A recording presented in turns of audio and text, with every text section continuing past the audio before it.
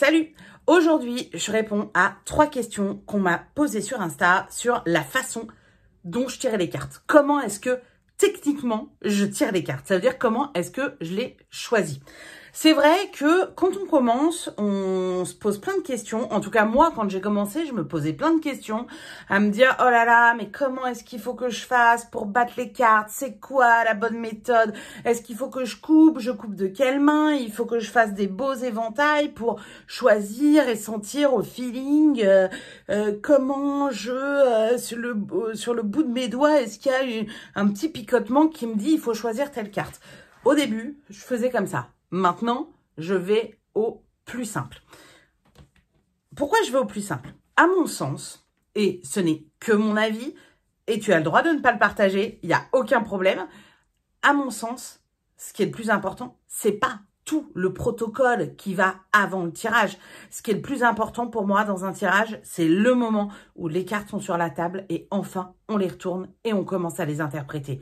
La façon dont on tire les cartes, si tu as envie d'allumer des bougies avant, de te mettre du parfum, tu fais comme tu as envie en fait. C'est ton truc, c'est toi. Est-ce que tu as un protocole qui va t'aider à te concentrer ou un petit rituel qui va t'aider? Tu as besoin de telle pierre ou tu as besoin de rien. Tu fais à ta sauce. Alors, je sais que ça peut être un peu flippant de dire « Ah oui, mais je fais à ma sauce, mais j'ai peur de mal faire. » Mais en fait, le truc, c'est qu'il n'y a pas de bonne ou de mauvaise façon de faire. Il y a ta façon de faire. Et ta façon de faire, si elle te correspond et si tu es bien avec, eh ben c'est la bonne façon. Du coup, comment est-ce que moi, je fais techniquement pour choisir mes cartes? En fait, je fais très rarement des grands étalements éventails. Bon, bah déjà, tout simplement parce que je n'ai pas la place.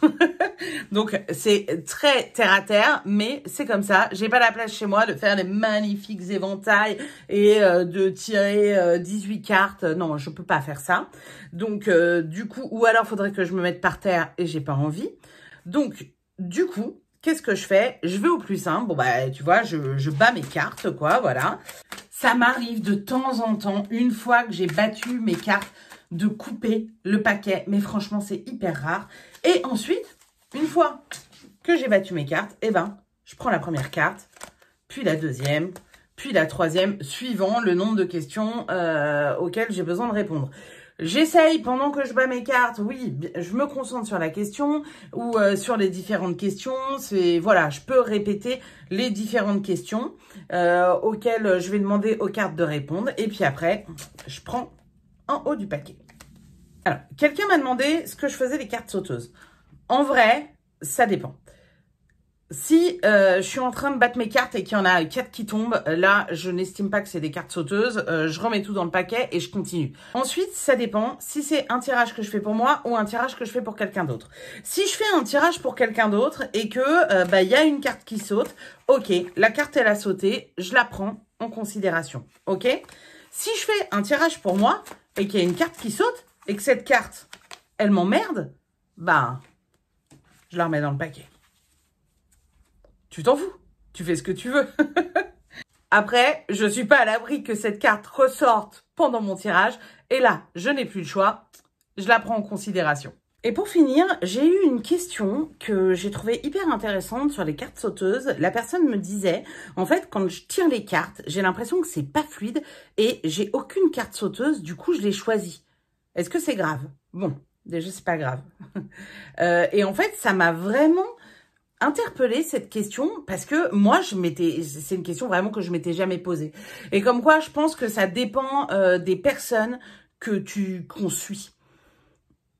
Parce que moi, dans les personnes que j'ai suivies au début où j'ai appris le tarot, il n'y avait pas genre un truc hyper important qu'il fallait absolument que ce soit des cartes sauteuses et on prenait, voilà, on bat le paquet jusqu'à ce qu'il y ait des cartes qui sortent d'elles-mêmes. J'ai jamais vu ça au début où je tirais les cartes, donc c'est pas quelque chose qui m'a impacté ou qui m'a bloqué. Et en fait, encore une fois, pour moi, tu fais comme tu as envie. C'est pas grave de choisir. T'as pas de carte sauteuse, mais tu t'en fous des cartes sauteuses.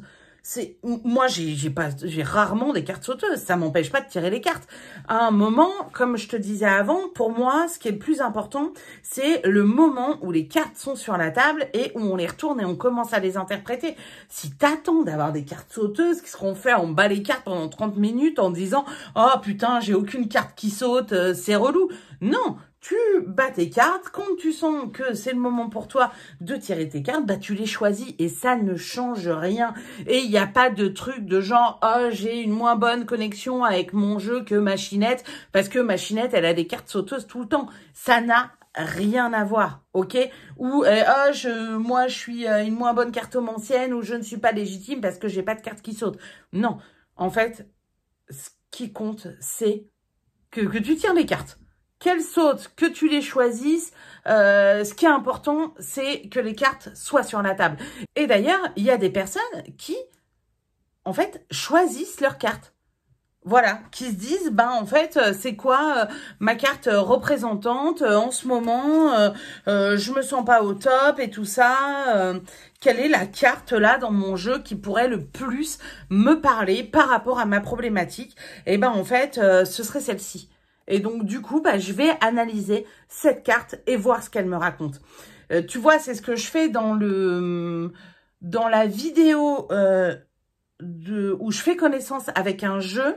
C'est ça, la vidéo s'appelle « Faire connaissance avec un jeu » et en fait, je fais un tirage où moi, je sélectionne les cartes. C'est-à-dire, je regarde les images et je prends celle qui me parle, celle bof et celle qui me parle pas. Et en fait, si tu vas regarder cette vidéo, tu verras, je vais te mettre le lien en barre d'infos. Bah, si tu vas regarder cette vidéo, tu verras que mon tirage, il est tout aussi légitime que si j'avais tiré des cartes au hasard. Voilà, j'espère que cette vidéo répond à des questions que tu peux te poser. Je le répète, pour moi, le plus important, c'est que tu fasses à ta sauce, que tu fasses le protocole ou le rituel avec lequel tu te sens bien, avec lequel tu es à l'aise et celui qui te ressemble et qui te correspond. Si tu as des questions sur les cartes, sur le tarot, sur comment on tire les cartes, je sais pas, n'importe quelle question, même si tu as l'impression que c'est une question trop naze, eh ben n'hésite pas à me la poser en commentaire et j'y répondrai dans une prochaine vidéo. Si cette vidéo t'a plu, je t'invite à liker et à t'abonner. Salut!